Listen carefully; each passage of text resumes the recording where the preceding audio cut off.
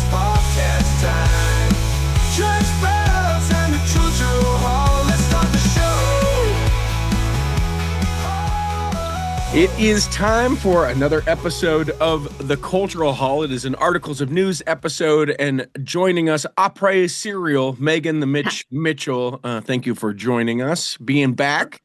I'm back for a minute. Dropping back in for a hot minute. What's new besides you're in a different room than you're normally in, or you have painted the wall of the room which you are normally in? I am in a different room. So my oldest daughter moved back after a semester at BYU and we had two kids sharing a room. And so we shifted them around when she went up to school, and then it was kind of unexpected that she came back. So we had to put her in my office, which is where I normally would record from. So I'm in my kitchen. I was hoping that you were at a room that was under the stairs, because of the way the angle looks, it looks almost like you would be in a room under the stairs, which would be awesome. Well, the funny thing is that my office is under the stairs. Oh, well, how about that? I also need to know, before we get any further away from the introduction that I gave, what cereal did we enjoy that made this have to start recording just a couple minutes later than before? It was Frosted Flakes. Yes. Okay. That's a bold choice. They were great.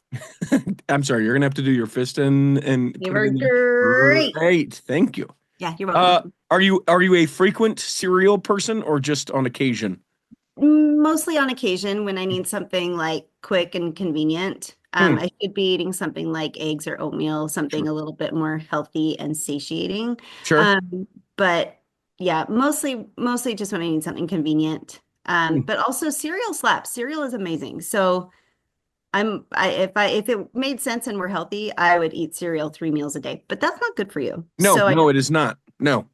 And cereal, absolute cereal of preference, now that we're going this far into it, like Frosted Flakes, good, but I can't imagine their top shelf pick for you. No, they're more midline. Anything that's chocolate, I'm all in. So I love like Cocoa Pebbles. Sure. You know. And then chocolate Lucky Charms are. I don't know that I've ever had them. You should. Next time you're at the store, pick up a box of chocolate Lucky Charms. Because here's the thing. Lucky Charms regular, the marshmallows are amazing. The other stuff is just like sawdust. Yeah. You know? Right? And so it is whole grain sawdust now. It isn't like it used to be. It is now whole grain sawdust. Sure. So I eat all of that crap first and then save the marshmallows for last. But when it's the chocolate Lucky Charms, you can eat it all in one bite, and it's like a really, really good flavor combination. And you can make Rice Krispie treats with them, but they'll be chocolate Lucky Charms treats. And they're so, so, so good. Also, chocolate Cheerios are good too. Interesting. I was unaware of a chocolate Cheerio or of a chocolate Lucky Charm. Let me ask you, we are similar-ish age. When you eat Lucky Charms, do you wake up the next day feeling like death? Because that's why I don't eat Lucky Charms anymore. No. Okay, good for you. I don't know what it is. I can't figure out if it's the sugar. Don't think that's what it is, or if it's the milk, or milk substitute, which I use to distribute the Lucky Charms. But there's something about it. It could also be that I'm eating the entire box in one sitting, small box, not family size. But that I wake up and go, oh man, I should not have done that. That was a very poor choice. Well, are you eating the whole box at night right before you go to bed? Ish. Yeah, that's probably part of it too. Yeah. So I like a cereal. I was raised of the generation of cereal. Tricks there for kids, you know. Yep. The whole thing. Kicks are for trids. Yeah. Yeah. Like the old T-shirt from the skate shop said. I get it. I knew exactly where you were going with that. Do you remember when they transitioned from like the little like balls into like the fruit shaped? Yeah, of course. I also remember when they went from the original corn syrup laden cereal balls into, now we're trying to be healthy-ish in what we're doing, and how it will never taste as fruity as it once did. Kids because today they will went from never know. yummy. They went from yummy to like they're passable. Yeah. Yep. Fruit Loops the same way. Well, those are all the same flavor anyway. Well, sure, but I used to be able to follow my nose because Yeah. it always knows, and now my nose knows that every, couple years you get a box and go, it's not the same. Not the same. You want it to be the same. Yeah. I also like the sleeper agent of cereal, which is frosted mini wheats. Ugh, okay. I Yeah. thought we could be friends. I thought that we would be able to welcome you back to the cultural hall more often, and when you start saying stuff like that, it makes me realize Sorry. our decision to go separate ways might just be a better one. I will say this, if we're talking in the last 20 years, the greatest invention, the greatest introduction of cereal, if you had one that hasn't been around before 20 years ago, but now is around, what would you say? Chocolate Lucky Charms. Okay. So for me, Raisin Bran Crunch, Interesting. that is a whole different kind of thing. What makes it crunchy? Well, they do like these clusters of all sorts of sugary, fantastic goodness. Gotcha. So it's like your Raisin Bran that you grew up on, which you can't eat anymore because the fiber in the raisins make you have to use the bathroom. Getting old is terrible, everyone. It is. Getting old is the worst. Yep. Can't eat raisins anymore. No raisins for the baby, no raisins for the middle-aged person as well. Same kind of thing, though. It must be something about either the amount that I'm eating because I don't ever have it and I'm just like, oh, this is so great, or that my body just rejects what it used to love so much, because Raisin Bran, same deal. Can't eat it. But the crunch clusters, they're great. I'll have to look into that. Do you remember grape nuts? Sure. Which never had a grape or a nut. Yeah. Never understood those. I ate grape nuts one time. This will give you a peek into my childhood. One time I was having a sleepover with some air quotes friends of mine, and when I wasn't looking, they put those red peppers you get that you can put on your pizza. Oh yeah. Yeah, the kid put a couple packets of those into my grape nuts, and then the parent stepped in and said, "That's not very nice. That kid not actually my friend." He Makes just sense. felt bad, and I had to have me sleep over.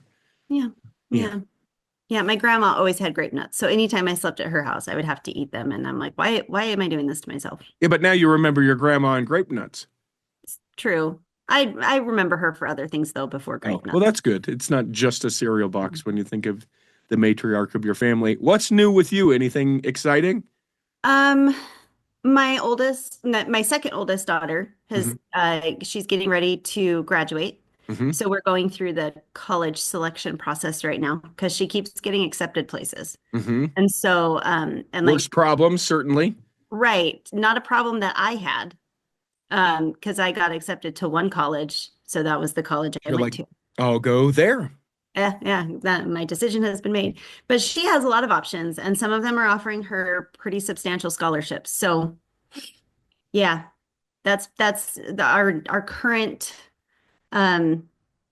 work process, or what am I trying to say? It's the current thing we're dealing with, which sounds bad, but it's not a bad thing. Do you get the oldest daughter in on it? This will be me being terrible, and I'm just doing it for humorous purposes, everyone. So as it strikes way too close to home because I don't know the circumstances of why the oldest child came home after one semester, let's leave all that out, and now let me allow the joke. Do you get the oldest involved and go, listen, it doesn't matter where you go, you'll be back after one semester? No? Is that not what we're doing? No, because given the circumstances of her coming home, there's a lot of other jokes that we're making. So but she's actually leaving in about a month to move up to Alaska for the tourist season. So of course. Good for her. Yeah, pretty cool. Yeah, it's one of the things that as I look back on that time when I, freshman, sophomore, junior year of college, I wish I would have done the air quote irresponsible thing a little bit more. I did very much the responsible thing. I wish I would have done I've got a scholarship here and I'm going to go there, but then in the summer I'm going to go sell pineapples. I'm going to whatever the thing is. Yeah. I wish I would have done that. Yeah, with Audrey, it's really going to be dependent on Audrey is the second or the oldest? The second oldest, yeah. Based on her what she wants to study, that's going to obviously be the driving factor because she's been accepted to the University of Utah and BYU Idaho and BYU, but none of those have the program that she wants to study. And then she got accepted to a school out in Boston called the Wentworth Institute of Technology, and they offered her a pretty lot a lot of money scholarship. Mhm. And then she just got accepted to a school over in Colorado called the Colorado School of Mines. And Of mimes? mines, Oh, like mining, not yeah, like she's going to be quiet for 4 years right. and Oh wear my a. gosh, Audrey being quiet for 4 years, I think there would be a rip in the space-time continuum if she did that. But Colorado School of Mines also offered her a sizable scholarship, and they have the exact thing that she wants to study. Then she's also waiting to hear from Stanford. So we'll see. Whoa. We'll Well, see. whoa. Yeah, I mean, here's the thing. She has a 4.0 from all 4 years of high school, and she wants to study nuclear engineering. So, yeah, Yeah. she's Okay. Well, women in STEM, it's not as much of a thing as we'd like. So, yep. Get it. yeah, yeah, Good for her. And yeah. all So, the, anytime, what? and I was going to say, and all the boys in all of her class, I was just being stupid. Right. But no, because she wants to study nuclear engineering. I'm 100% positive that anytime she calls me to talk about her classes, I'm going to be like, uh-huh. Mhm. Let me just get on Chat GPT to figure out what you're talking Yeah. about, and Yeah. then we can have an intelligent conversation. No, Or, what you do, oh, what you do. you got an A? Congrats. Yeah, yeah, yeah. Bottom line, me, what grade are we getting here? And then Exactly. the rest of it you do in a like a Zoom call or something like that, where the AI can take notes, and then you can copy and paste the notes and be like, translate this. And then like a day later, you're like, I didn't understand what you were saying. Congratulations, that's Exactly. incredible. Well, cool. Exactly. Good for you. Good for you as all that's happening. Busy time. Very, Get them very. out. Get them out quick as they Exactly. can. Yep. 18 summers and then they're gone. Guilt free. Let's go. Yep. Most exciting thing for me, today's new couch day. Getting new Ooh, yay. couches. We're recording this early in the morning. I have already hefted old couches out of the house into the basement because we had to go around the house because we got one of those old houses that doesn't have hallways that allow you to take things from upstairs to downstairs. Yeah. So we did that. Now we're just waiting on the folks to come and deliver our brand new couch. And this will be the last couch I will ever own unless it breaks down. Well, you don't have children, so it'll probably last Yeah, a yeah, little while. that's the plan. Yeah. It's reclining. I don't think that my wife and I will ever sleep in our bed ever again. Huh. Does it have like the fold down Oh yes. like cup holders? No, we opted no cup holder so we could both sleep on the couch. I For real. love that. It's a sectional, so it's the L. Yeah. And so we opted for none of like the things that have the hard, cup Yeah. holders within it so that we could put our heads together and fall asleep in the U part of the sectional couch. So looking forward to that. Does it Yeah. have a charging port? Yes. Nice. Charging ports and it completely reclines and there's 3 of them Awesome. and it's got the big plushy like fabric and everything, deep seats, the whole deal. Cool. Yeah. Congratulations. Thank you. I Thank you. love a new couch. Funny story about that, though. So we were looking at this same couch a year ago, Mhm. but we didn't realize it was the same couch that we looked at, and we almost bought it a year ago. And it was also with the same salesman at the same store. So when he looked it up and was like, "Hey, this is what it'll be," blah blah blah, he's like, "And also, do you guys realize that you came here on the exact same day last year to talk to me about this exact same couch?" And we're like, "Serendipitous, let's get it." That's hilarious. Is it from RC Willie? It is, in fact. Yep. Yep. That's where all the Utahns go to get their couches. Yes, yes, That's where ours is from. it's quality and blah blah blah blah. Yeah, but going into their store overwhelms me a Yes. lot. A Yep. lot. Well, my wife will tell you that I came in hot when we went in. Okay. I came in and I said, "Who's helping us?" And then a guy said, "I'll help you." And I said, "All right, sir. Don't show me anything that isn't this and this and this." And he's like, "Well, that limits our options." And I said, "I know." And then he Show took me us your around. finest couch, Yeah, please. yes. Well, we were very specific anyway, so we got it. Yeah. And she's like, "You are a lot. You are a lot." And I said, "Yes, but also store opened at 10 and we have put our deposit on this couch by 10:21, so you're welcome. Let's go."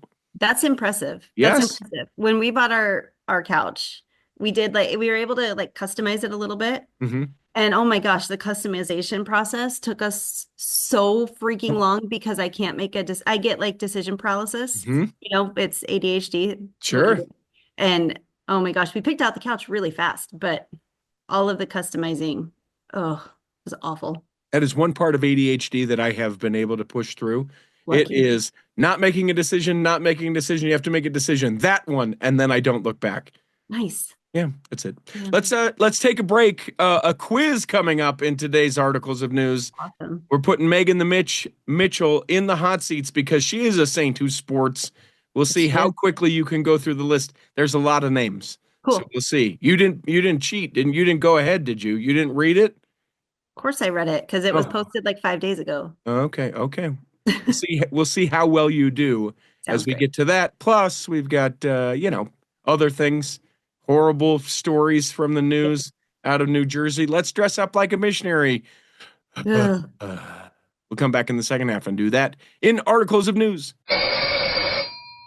BestDJinUtah.com is the website. That is where you go if you would like me to come and DJ your event. Now, will I do a family reunion where you all wear the same t-shirts? You bet I will. Will I travel to wherever you're at? Am I reasonable as far as what I cost? Yes. Do I bring a good time? Yeah, all the things. Listen, Best DJ in Utah, it's my company. It's a thing I do that allows me to be able to have the time to do the cultural hall. So if someone's getting married, you think, man, they need a great DJ. You're throwing a party, whether it's a 50th or 60th or 40th or 20th or whatever the party is. I've done them all and would love to be able to do that. An anniversary party, certainly done those. I did a baptism in 2023. Yeah, we did a big dance party at a baptism. Spoiler, not a Mormon baptism, but it was fun nonetheless. BestDJinUtah.com is a website. I will get back to you within 24 hours with a quote. Come on now. BestDJinUtah.com. Here in the second half of Articles of News, we do actual articles of news. Hit it, Peter. You can't lose articles of news. And away we go. Deseret News put together a list of 40 influential Latter-day Saints into the sports world. Let's see how well Megan the Mitch does. As quick as possible, tell me who these people are. Ryan Smith. Owner of the Utah Jazz. Tom Homo. Hold on. And the Utah Hockey Club. No, we're moving. BYU athletic director who recently retired and used to play football. Kalani Sitake. Coach of the BYU football team. Bryce Harper. Baseball player for the Phillies. Kyle Whittingham. Coach of the University of Utah football team. Tony Finau. Golfer. Gail Miller. Previous owner of the Utah Jazz, richest woman in Utah. Fraser Bullock. He's like the CEO of the Olympics. Yeah, he's the first one that I was like, no, okay, all right. I mean, very influential, sure, but he was the first one that I went, I don't know who that person is necessarily. Mark Pope. Coach, he used to be BYU basketball coach. Now he coaches for Kentucky, I think. Yep. Kevin Young. Coach of the BYU basketball team now. Correct. Danny Ainge. General manager of the Utah Jazz, former basketball player. Shane Reese. Worked for the Celtics. Shane Reese, president of BYU. Steve Young. Former football player, Hall of Fame. And now author about love. Puka Nakua. Yes. Football player. Okay. Fred Warner. Football player. Cale Sanderson. No. I know this. This is where people started to get tricked up a little bit. It's Gail Sanderson? Cale Sanderson. From Heber City. Track and field? Nope. Football. Nope. Good. Wrestling gold medalist. Wrestling. Dang it. And now he's a coach, right? Correct. Yeah. Ashley Hatch. Soccer player. Taysom Hill. Football player. Panay Sewell. Football. Ed Eyestone. Come on, you're doing track and field coach. Kenneth Rooks. What? Kenneth Rooks. Runner, Olympic runner. Garrett Bowles. Football player. Jimmer Fredette. Basketball player. Taylor Randall. This is one that tripped people up. Taylor Randall. I cannot remember that one. President of University of Utah, which again, I get that they're influential as far as sports goes, but like the last one on this list, I kind of go, we're really stretching to get to 40. Ken Niamoto, that name. College football coach for San Jose. And used to be over at Navy, Olivia Moultrie. Soccer player. Anson Durrance. Oh, that one, I can't remember. He's a future guest of the Culture Hall. Nice. He is a retired college soccer coach, a 21-time NCAA champ. Nice. Yep. For BYU? No, for North Carolina. Oh, well, then he's really good. Michaela Skinner. Gymnast. Liz Darger. Assistant athletic director at BYU. Sam Merrill. Come on, you're in the final basketball player now. Bronco Basketball player. Mendenhall. Bronco Mendenhall, former BYU football coach and has coached elsewhere. Burgess Owens. Football player, U.S. Congressman. Greg Wrubell. Greg Wrubell, commentator. Kellen Moore. I don't know that one. Kellen Moore is an NFL head coach and a Super Bowl winner. I think he's the coach at. I think he's the New Orleans Saints now, right? Yeah, now I think he is. Yes. Yeah. Yep. Because he's going to coach Taysom Hill. Yeah, he was Kyle like Van the Noy, he was like the offensive someone offensive coordinator, something like that. Eagles. Dale Murphy. Baseball player. Dame Valerie Adams. This was one I didn't know. I read this one and this stuck out. She's a shot putter for the Olympic shot putter. 4-time Olympic shot putter. That's met with the church. Eric Weddle. I don't remember that one. Football player, and then he retired, and then they needed someone in his position, and he came back after like a couple of weeks and then played in the Super Bowl. This was a couple of years ago. Oh, that's right. I forgot he was a member of the church. Okay. Jennifer Rockwood. Soccer coach at BYU. And then the final one, as we just blew through this way too long list. Sorry. 40. Come on, 20, 10, something like this.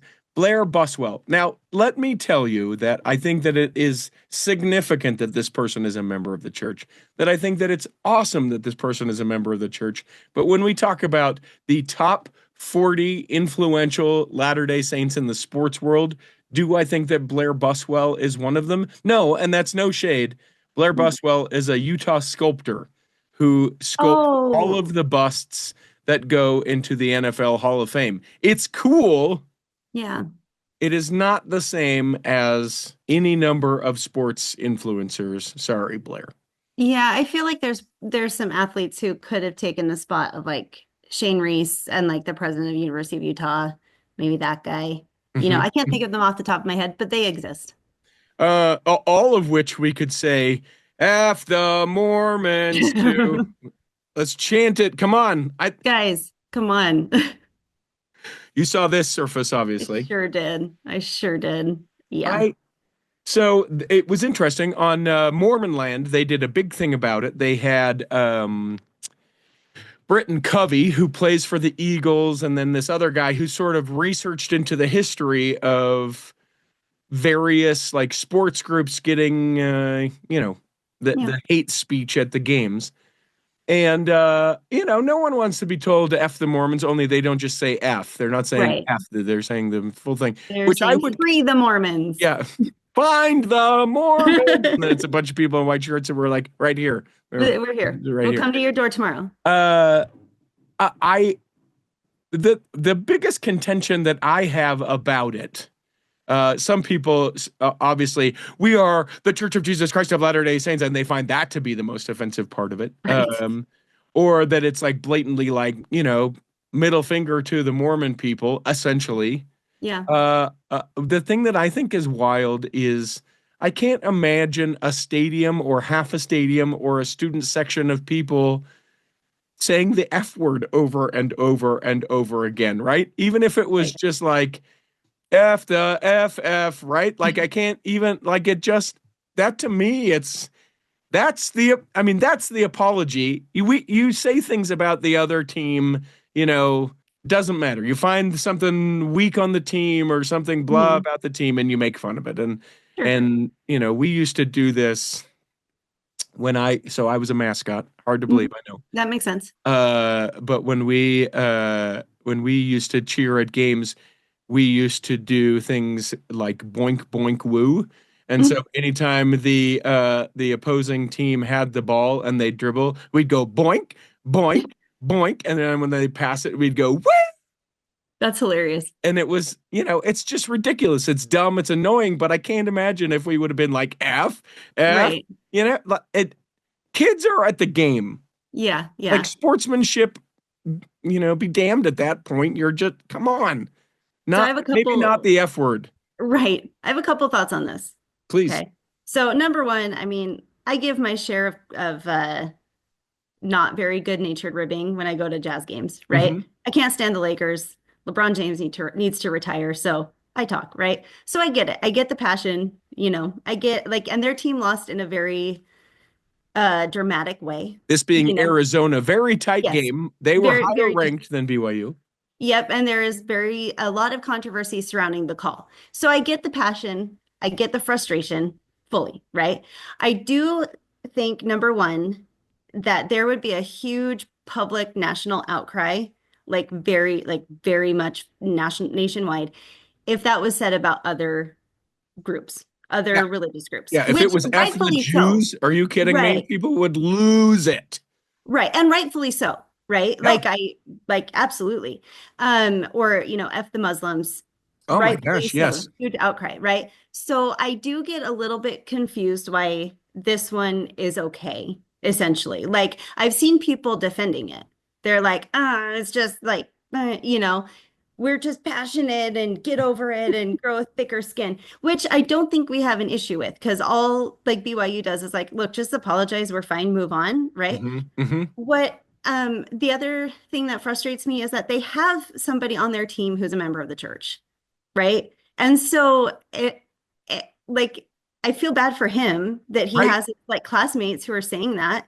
And I'm sure that most of them probably don't know because it's not like he's getting on the court with his missionary tag on, right? Sure.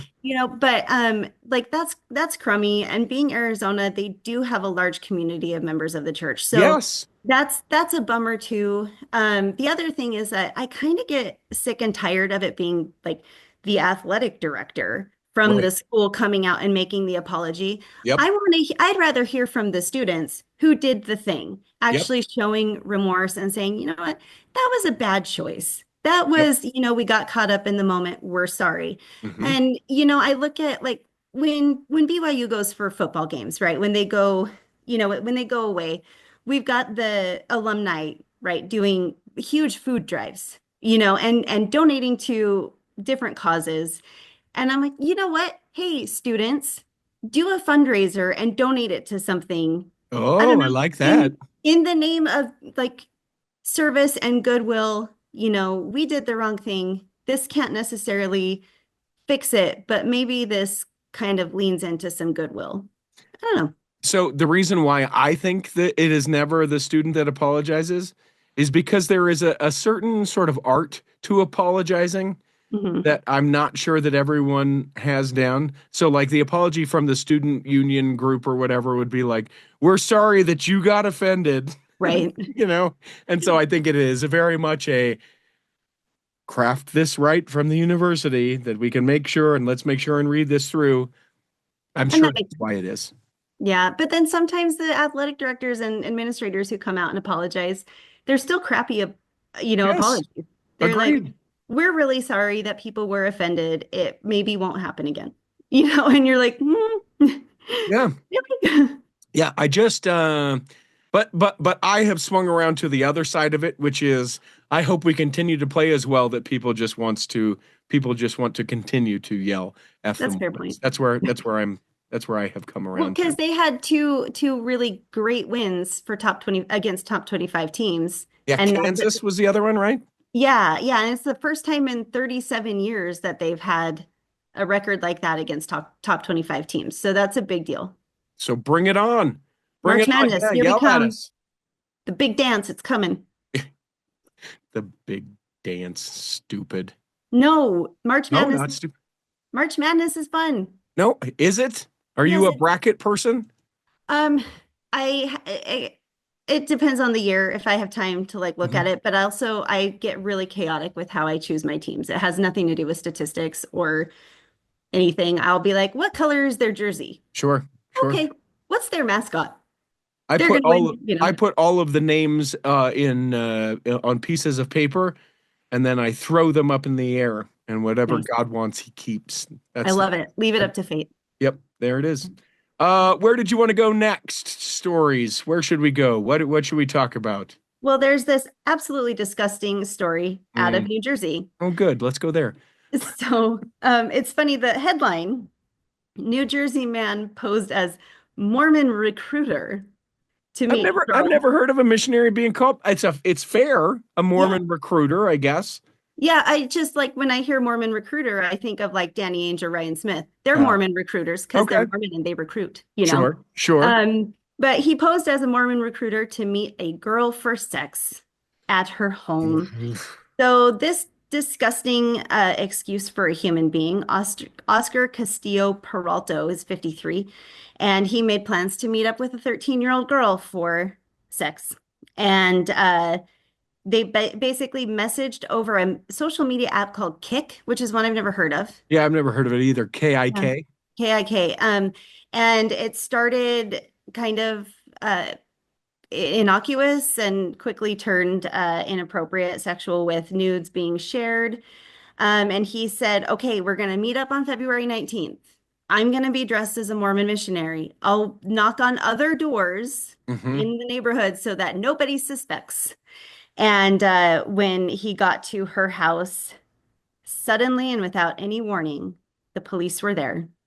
Interesting note of detail, he was carrying a Spanish language Book of Mormon. Yeah. So he really leaned into the cosplay.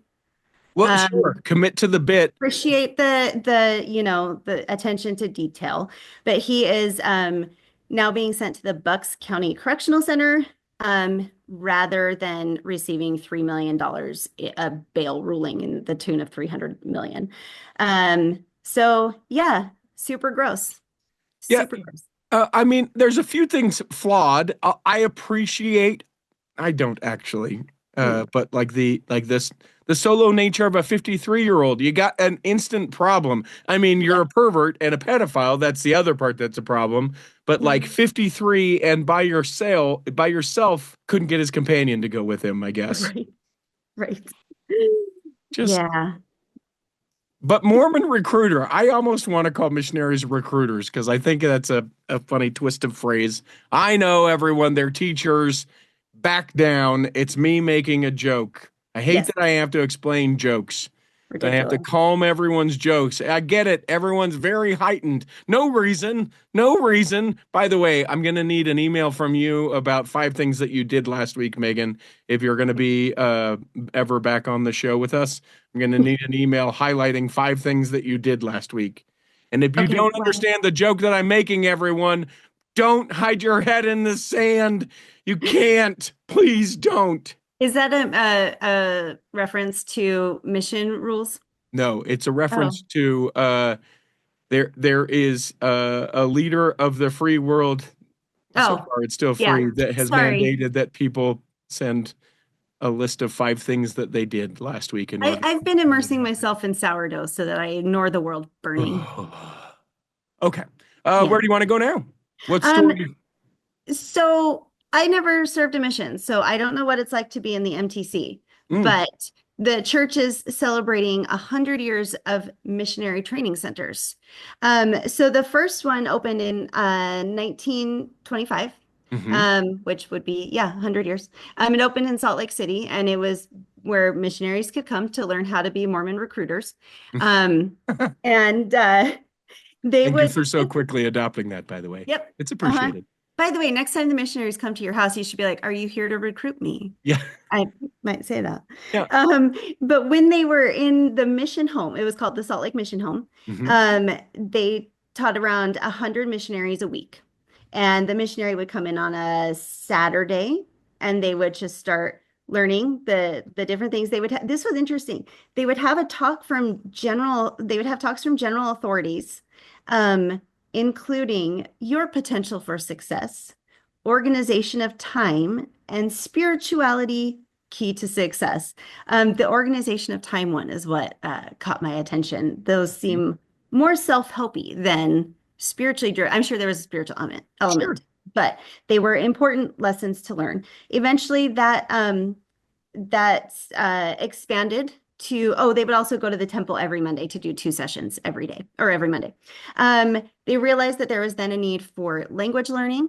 And so it expanded to language training centers at BYU, Ricks College, and BYU Hawaii. And then that just expanded even further when they opened the Missionary Training Center down at BYU. Is it adjacent to the campus or is it on the campus? The MTC? Yeah, the one in Provo. It is campus adjacent. It is not on the campus. Okay. So that opened in 1976. No, that was the language center. So There was a date in the 70s, 78, maybe, Mhm. something like that. Yeah, 78 is when they closed the Salt Lake Mission home. It was no longer large enough to accommodate the missionaries right. for an extended time. That's right. Thank you for picking that up. Currently, there are 11 MTCs now throughout the world. There's the Brazil MTC. There's an MTC in the Democratic Republic of the Congo, England, Ghana, Mexico, New Zealand, Peru, Philippines, Provo, of course, South Africa, and Thailand. The Brazil Missionary Training Center is where my husband went. He did 6 weeks at the Provo one and then finished up down in Brazil. But it like wasn't even finished yet. It was like still like the elders and sisters were basically housed in the same building because wow. when he told me that, I was like, what? What Hello. the what? Oh my gosh, Like, my microphone came unplugged. he's like, you almost weren't my wife. I can hear you still, though. So that makes me wonder if I'm hearing you through your microphone. Valid question. That is a valid question. Still able to hear you. Yeah. So the MTC for me, Mhm. the big thing about the MTC for me was don't eat too many Hostess products because you'll gain far too much weight. That was, Oh yeah, that makes yeah. sense. You And could get as many Hostess products as you wanted, and you could dip back in the line and go a second and a third time. And it was like, I need to not do this anymore. yeah. Yeah. And I think I've heard a statistic that Lucky Charms, call back to a little while ago to opening exercise, Lucky Charms is like the most consumed cereal at the MTC. Yeah. Does that math check out? That would check out with me. Yeah, for sure. For sure. Yeah. And you could eat as much as you wanted. It was seriously like as we addressed the 7 deadly sins, like gluttony, it was your first chance to really experience gluttony in a way that you probably shouldn't. Yeah. Yeah. Well, I mean, maybe maybe it's some secret training because you go out into the mission field and depending on where the mission is that you're serving, you might get fed a lot of food because like sometimes you get double booked for dinner, or sometimes you just have people who are like, we're going to feed you so much food because we believe that you're poor missionaries. So eat Sure. all of these sloppy joes or whatever. A We had a sloppy missionary. Joe was where you Well, went with that? No, A I have a sloppy reason Joe? for that. I had a Okay. reason for that. Okay. When I was growing up, our house was kind of like the The missionary, mission. Yeah. and like we would host them for Thanksgiving. We'd have missionaries from outside of the mission who would come, like from different areas, who would they'd get special permission to come to our house for Thanksgiving. We'd have them over for general conference, like all of the things, right? And one night we were feeding them, and my mom made sloppy joes. And side note, my mom had the best sloppy joe recipe. So they were delicious in the first place. And we had these big Costco-sized buns to eat them on. Yes. They were massive. And we had this elder who came to our house. His name was Elder Blau. He was from Box Elder County. I remember this so distinct, so vividly. I was probably 10, right? He came and he ate 5 of them. Wow. Yeah, he consumed a lot of sloppy joes. So that's why I went sloppy joes. Okay. Because, Okay. No, listen, there has to be a reason. I knew it, and I appreciate knowing about Elder Blau. If anyone knows Elder Blau in Box Elder County, shout out. contact at theculturalhall.com. We got to have that conversation. Do you remember the life-changing choices that you made The as a sloppy joe recruiter? incident. Yeah, the sloppy Joe incident of how old what year would that have been? Probably somewhere in the 92, 93, 94 range. The early 90s. Yep, in Sloppy the Joe Oregon incident. Portland mission. Good for Elder Blau.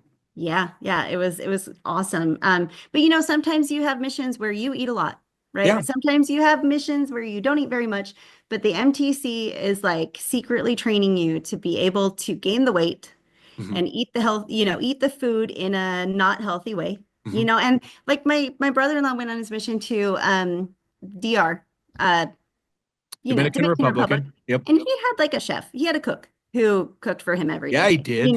So, anyway, that's my theory on why you can eat all of the food at the MTC. We got around back there. Yes. Very important. And also, one of the things with the MTCs that this article points out quite significantly, and I don't think we've realized how much it has changed missionary work, is the at-home MTC. Right. The being able to do that first part of the MTC within the walls of your own home. Now, sure, I think that it has created some amazing experiences. Like I know people, elders and sisters who have gone and they stay with the grandparents, and it's a connecting time before the grandparents before they leave, because maybe the grandparents will pass while they're serving, or Sure. they're able to have that connection, or like the at-home MTC, and the whole family sort of unifies and lives the MTC while that elder or sister is doing the at-home MTC, and that can be a great, spiritual experience for everyone within the walls of the home. There's that, and it's saving so much money Yeah. Yeah. for them to be able to do it that way. It's crazy to think about just that little shift being hmm able to completely change how missionary work is. So who knows what the new changes will be? There's always something changing, growing, being different. I have a theory about that. Yes. So several months ago, when I was a little bit more regular on the Cultural Hall, Hmm. we talked about a kind of like a pseudo MTC that was opening in like a part of Africa Uh-huh. where they could their capacity was like 200 total missionaries or something like that, and they had to be fluent in French. Okay. Um, and so they had to already know the language, but it was like kind of, I think it was like near the temple or something like that. Maybe there were just plans for it, Hmm. but I believe, because I can do this, I think it could be a model for opening more missionary training centers throughout the world that are a little bit closer to home. Sure. Yeah. Why not? Why Yeah. not? I'm all in favor of it. Me, Let's go this one quick. yes. Ensign Peak shed almost $600 million. The value of its investment still remains at a nearly 5-year high. For a second quarter in a row, the vast portfolio managed by the Church of Jesus Christ of Latter-day Saints, it is a mountain, according to this, a veritable mountain of U.S. stocks, bonds, and mutual funds totaling what is now $56.2 billion. This is just the amount that Ensign Peak has invested. So It's funny every that 3 months, they call it a mountain when it's Ensign mountain. Peak. Ah, See what they did there. ooh. That was an accidental pun, I'm sure. The first quarter the Ensign Peak revealed, meaning the first quarter that after the whistle was blown, and now the Ensign Peak has to announce this every 3 months. Every quarter you'll get something like this, and you can also find out if you're looking for investment advice, not actually investment advice, but you can see what the church is invested in. When they first started doing this just 6 years ago, Holy 30, crap. $37.8 billion. So $37.8 billion 6 years ago to what is now $56.2 billion. Just, That's a lot. just for folks. Yeah. The more you know, there's what that is. Where did you want to go next? What story did you want to do? So the church has changed its polygamy cartoons for children. That's a weird headline also. Mm-hmm. Let's just say they made some adjustments to the images depicting some stories from church history. So a few months ago, and actually is the last time I was on the show, there was a huge controversy about how we were going to tackle teaching polygamy to children. There were some people who were very, very much against it being taught at all for Yep. various reasons, other It, people who were very for it. But they have changed the illustrations. They've also changed some captions on the pictures, on the images, to, let's see. It's still the Lord's commandment today, a man should be married to only one wife. So yeah, they've made changes. It's simplified to help the intended audience, specifically children, to understand that plural marriage was practiced for a time by some in the church, and was discontinued. There's a lot of people who are praising the change. So yeah, yeah. it's a if I can use the term, a sticky widget as far as this goes, because it is a part of our history. A lot of people still feel like it was something that was just sort of done, not necessarily at the Lord's errand. Perhaps Joseph Smith saying, "Hey, you know what? I'm going to do this," Yeah. depending on where you kind of lie on this whole thing. I would be curious with your kids, because you've got the kids and I don't have the kids. I do. I have some. Yeah, a plethora of Yeah. kids. You have the conversation where you're like, yeah, hey, there was polygamy and this is what this is. and answer all the questions? Do you sort of skirt around it? What I think people that were in favor of this being illustrated for kids was that it was sharing, I don't know, on some level, some transparency to say, hey, we recognize that this is part of our past. We need to embrace it, and here it is. And now for people to backstep. But I would be curious to know, like, your youngest is how old? Just turned 7. 7. So are you like, Joseph Smith had lots of wives, and God may call you to do the same to 7-year-old?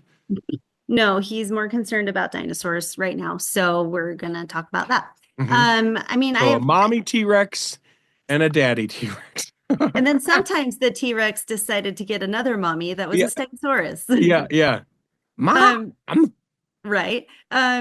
So with my older ones, they all know about polygamy. It's not something that we've ever been like, oh, that's not something we talk about. When questions come up, we answer them. My husband and I are both from polygamist stock in some capacity or another. So like, I've always known polygamy was a thing. My husband has always known that polygamy was a thing. So it's not something that we have any reason from our own history even to not discuss. But it's also not something where we're like, okay, it's Monday, it's family home evening, we're having our lesson about polygamy, right? Like that's just not something. We would just let it happen in an organic way, and go from there, and just kind of be like, as my teenagers are getting older and they're social media and all of that, and they hear things and things are fed to them on social media, they also get very skewed information one way or the other. And so, my husband and I just try to be diligent about making sure that we've got our story straight. That sounds bad, but like we have facts, and I've also been able to point them in the direction of, here's a podcast with this church historian who can explain it way better than I can, who can explain what actually how this happened. You have a problem with how Joseph Smith handled it. Yeah, understandable. Here's some context, right? My younger ones, it hasn't become an issue quite yet. But we'll just handle it probably the same way that we have the other ones. Yeah, check out this cartoon, you might say. Right. Wait, this isn't the same cartoon it used to be. Yeah. I think it's something that we, the more I feel like that we can be transparent in talking about it, I feel like that's going to be better for everyone. But I think it's tricky because so many people have, on some level, an issue with it, that it becomes tricky. There's not just a, hey, this is the thing, right? Yeah. Some people very much God inspired, and here it is. And other people are like, well, I mean, there's some shady parts of this, maybe. Yeah. Which isn't to say that Joseph Smith couldn't be a prophet and there could be some shady parts around it, right? I don't know. Right. Well, and the thing that I thought was interesting with the whole controversy in general is you've got a lot of people who've grown up in the church saying, well, I never knew this. I never knew that Joseph practiced polygamy. That was never taught in my seminary class or whatever, right? And a lot of them have left the church over it, which I can understand why it would be a hard thing to learn, especially if you've never been taught it, right? Sure. But now with this book, we're making an attempt to teach it. And some of those same people, various influencers or what have you, have said, well, I never was taught that. And then now we're teaching it. And so I'm like, I don't understand that argument, because like you said that that's what you would have wanted, that you would have appreciated knowing it sooner. Well, now we're trying to help people know sooner, and now it's still a problem. That part of the argument I don't understand. I can understand that if the content or context surrounding it, people maybe thought it wasn't appropriate for children, right? I can understand that, but some people saying, well, this shouldn't be taught at all. This is just grooming people. I heard that argument frequently online, that we're grooming children by teaching this. And I'm like, oh, I don't understand that portion of the argument, but it's something that I have made my peace with, that I have come to be, I don't know, not okay with, because I still hate it, but it's something that I have developed some context for. So yeah. I got this for you. Knock, knock. Who's there? People Who? People who are the worst, who will make everything difficult always, no matter if you're trying to accommodate them or not accommodate them. Yeah, they don't know if they're coming or going. Yeah, thank you for laughing at my joke and falling right into it. You're welcome. Very exciting. Couch being delivered right now because my Yay. dog just got let into the room and he will bark at people. So he Nice. is hanging out in here with me. Mhm. The 15th Kinshasa stake in the Democratic of the Republic of Congo, incredible. The Church of Jesus Christ of Latter-day Saints created the 15th stake in the Democratic Republic of the Congo on Sunday, February 9th. Absolutely incredible to know that that is happening there. Elder Jeffrey L. Holland, acting president of the Quorum of the 12 Apostles, assigned Elder Mutombo, assisted by Elder Haboko in Area 70, to fulfill the sacred duty of selecting new leaders for the Kinshasa and Limete stakes. The brethren were introduced and proposed to the congregation and were unanimously sustained. So 15 stakes in Kinshasa, which is just absolutely incredible. That's amazing. Mutombo, that just makes me think of a basketball player. Yeah, Dikembe Dikembe Mutombo, sure. Who's I was from gonna make Africa. right, and I was gonna make a joke about it, but then I remember that he passed away not long ago. Yeah, But and super young, right? yeah, like in his 50s, I 50s. think. Yeah. It was a brain tumor, I believe. And Jeez, now that we're gonna make a joke about that? no, Knock. not about having a brain Knock tumor. knock. No, my mom died of a brain tumor. I would never make a joke about Come on, that. say knock knock. Say who's there? Who's there? You. Me who? Me who is the worst. Yeah, you who is the worst. There it is. Anyway, jokes aside about Dikembe Mutombo, a basketball player. Are you going to have that gentleman on again from who's like the director of communications in Africa? He has been invited. He has yet to accept said invitation, so we'll see. Okay. Yep. I really liked his description of just the growth of the church in Africa. Well, and I don't know why he has not answered my email. So hopefully someone will let him know. Sean was his first name. I can't remember his last name. I'm going to have to click pause as my dog is now whining. I'll be back in 2 seconds, everyone. It will be like not 2 seconds for you because it's how this works. Hang on. See, it was like nothing. It was nothing. You like what's that word? Never mind. Teleported. You teleported. It's like I teleported. Since we're talking about this, there's a new branch of the church that's created in Senegal. This was on Sunday, February 2nd. Do you know where Senegal is? I want to say like Eastern Africa. I actually can't speak with 100% surety. I know Africa for sure. Mm-hmm. West Africa. It's a country in West Africa. So it's over by Gambia and Guinea, and it looks like Dakar is in Senegal. Interesting. So the church growing like crazy. This historically, the Mabur group was organized during a conference at the Dakar branch on June 9th, 2019. So the growth there just in the last decade. Incredible. Incredible. If I remember, Senegal hasn't been open for the preaching of the gospel for a very long time. Like it's been fairly recent that they've been really like well established. If I could be wrong. Contact at theculturalhall.com if Megan's an idiot. No, but I don't think so. Read that. The thing that I thought that was neat is that the Dakar branch, whose president is Essen Jacques A. Niambe,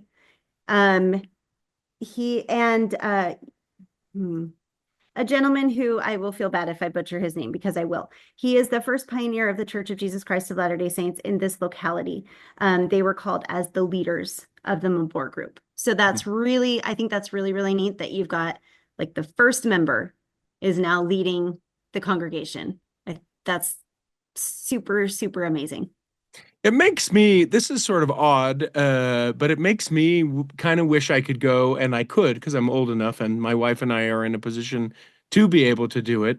Were she a member or would want to do something like this. But there's a part of me that kind of gets excited about the fact that the gospel is growing in Africa and being like, hey, let's go to Africa for 6 months or 12 months and help the church grow there.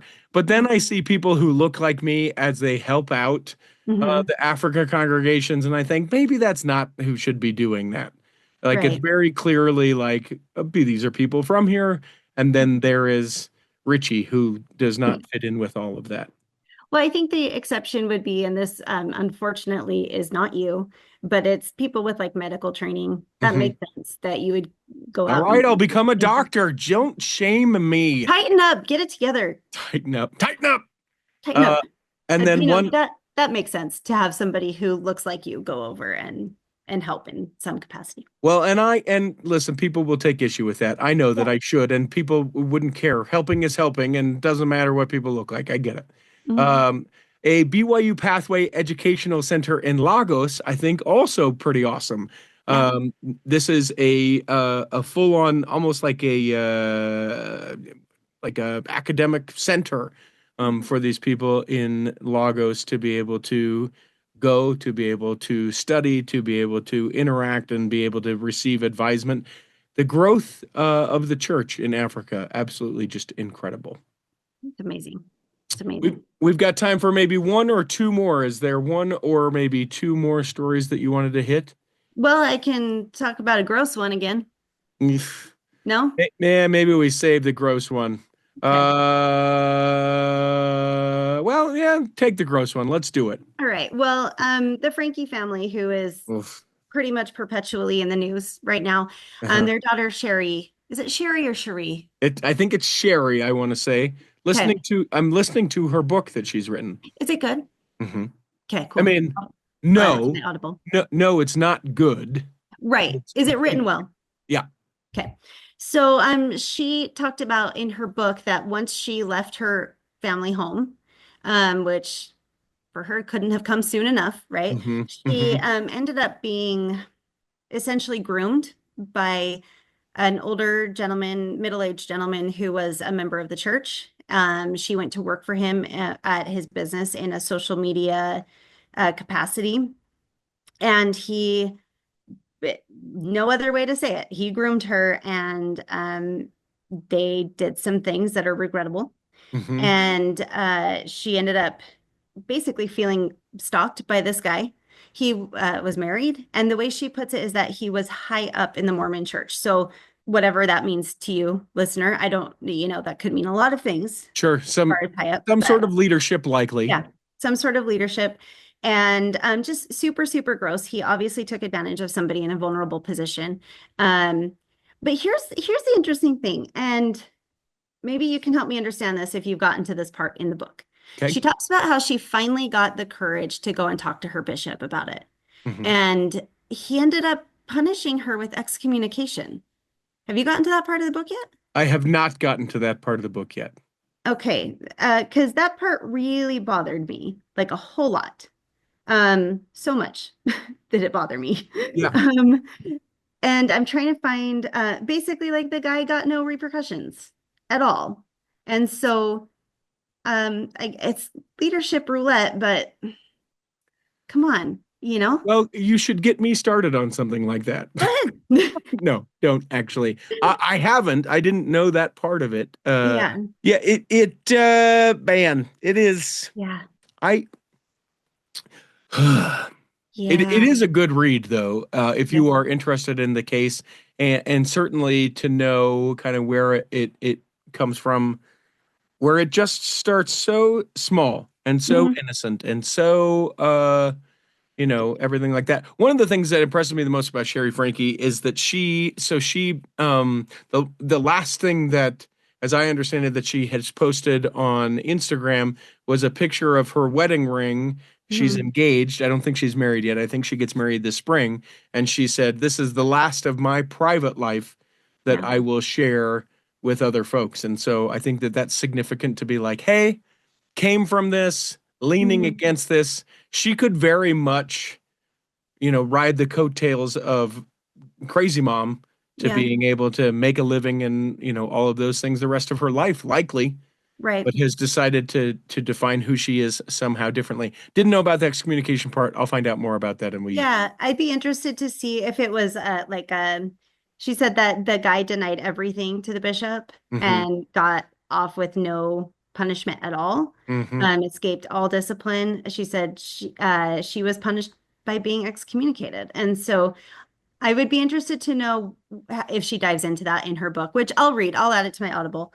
Do But the interesting thing is on the 27th of this month, so just in a couple days, a new Hulu documentary is coming out called Devil in the Family, The Fall of Ruby Frankie. And so I know it's Sherry, ex-husband Kevin, and their oldest son, who I think is named Chad. At the very least, those three are involved. I'm really excited to watch that one because Hulu has gotten access to like thousands of hours of footage that hasn't ever been released. So very, very interesting twists and turns that don't lead to anything good. And kudos to Sherry Frankie for all that she's doing to protect children of influencers.